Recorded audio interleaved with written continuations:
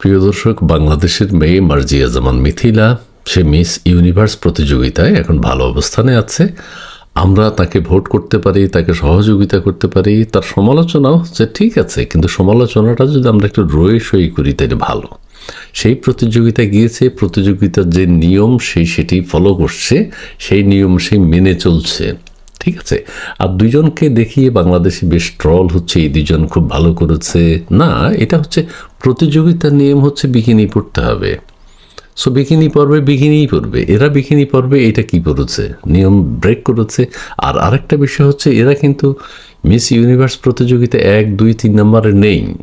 So তারা আলোচনায় আসার জন্য তারা এখন বিকিনি পরবে এইটা পড়েছে, যে আমরা এই পরবার বিকিনি পরবো কেন, আমরা এইসব ড্রেস পরি।